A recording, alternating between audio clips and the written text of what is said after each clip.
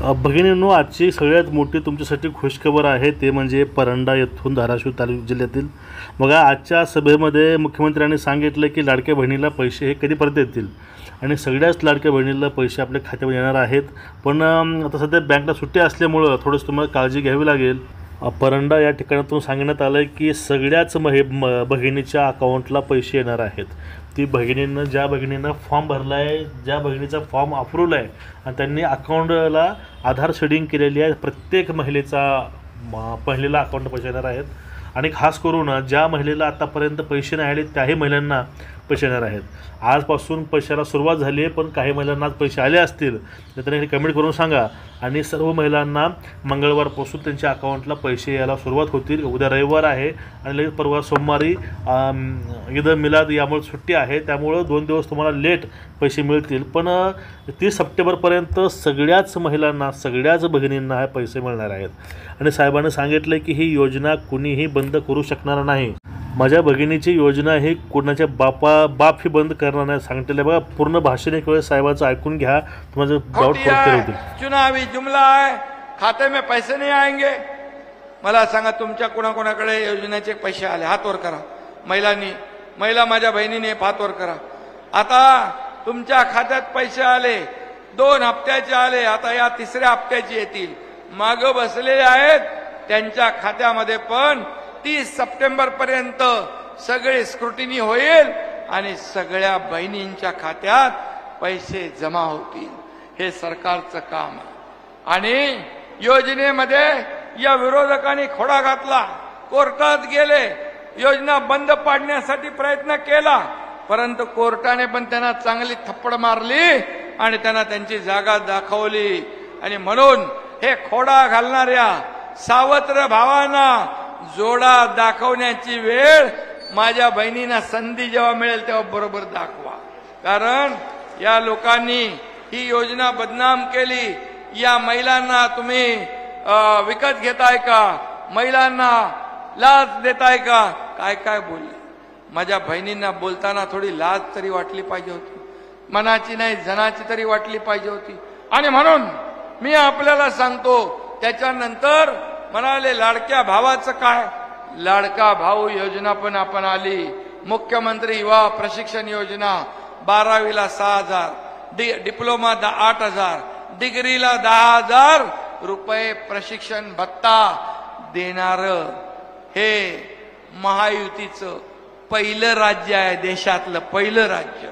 आणि म्हणून त्याचा लाभ घ्या। त्याचबरोबर 3 मोफत गॅस सिलेंडर देण्याचा निर्णय आपण घेतला। मुलींना मोफत शिक्षण देण्याचा निर्णय घेतला। डॉक्टर व्हायचं, इंजिनियर व्हायचं, वकील व्हायचंय, जे काय व्हायचंय त्यामधून मुलींना सरकार पैसे भरणार। माझे बांधव आहेत, शेतकरी आहेत, त्यांना 7.5 HP पंपाने जे शेती करतात त्यांचं वीज बिल माफ करण्याचा आपण निर्णय घेतला। आज वयोश्री योजना केली आहे। ज्येष्ठांना आपण 3,000 रुपये त्यांच्या डीबीटी खात्यामध्ये जमा करणार। तीर्थदर्शन योजना आपण करणार। अशा अनेक योजना आपण केल्या। लेक लाडकी लखपती योजना केली।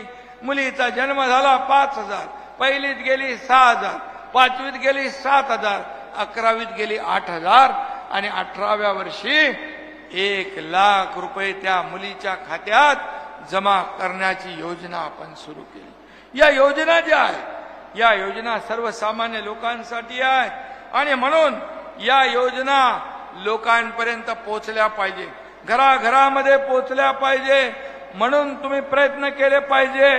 मी आपल्याला एवढंच सांगतो, आपण दिलेला शब्द पाळणारे लोक आहोत। आपण बाळासाहेबांच्या विचारासाठी सरकार सोडलं, सत्ता सोडली, परंतु काही लोकांनी बाळासाहेबांचे विचार सोडून खुर्ची पकडली।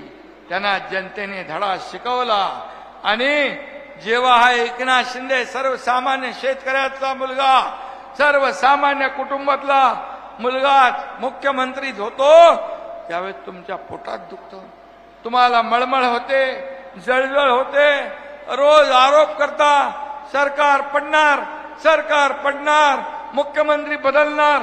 देव पाण्यात बुडवून ठेवले, परंतु जोपर्यंत जनता माझ्या बरोबर आहे तोपर्यंत मला कसलीही चिंता नाही.